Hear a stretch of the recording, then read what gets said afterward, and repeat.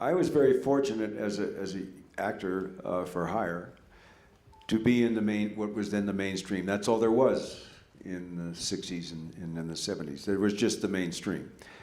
But what the mainstream, which meant studio films, what they had then was they gave you the chance to do smaller films within their construct.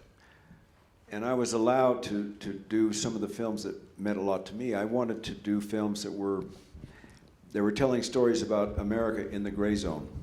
Not the red, white, and blue zone, but the gray zone, the complicated area that was America that I grew up in.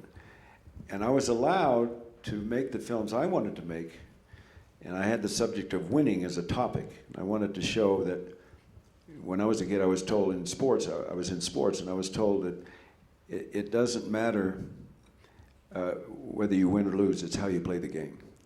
And I found out that was a lie, and that everything mattered as to whether you won. So I wanted to make that a topic. So in the earlier years, when I was doing major studio films, I was lucky to have good roles to play. I was able to ask the studio, would I be able to make a smaller film about a more complicated subject? And they said, yes, if it's under $2 million or under $1.5 million. So that's how it started. And all through the 70s, I was blessed because I was doing larger films, and happily so, but also I was able to make these smaller films like Jeremiah Johnson or The Candidate, and then things changed. I was very happy, and then in 1979 maybe, you could see there was change coming, and it was involving video on demand, it was involving cable, and they were coming on real fast. At the same time, Hollywood, as it once was beginning to shrink. It was beginning to become more centralized.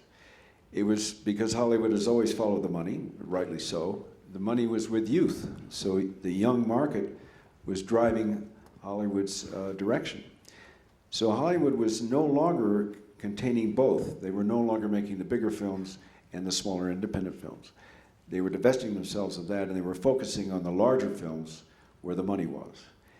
And so I felt that Sundance would be sort of a gap filler, that if we focused on the independent films, the smaller films that were more diverse, that we would in a way keep something alive. It was not an insurgency against Hollywood. It was simply to keep something alive that I thought was shrinking to death.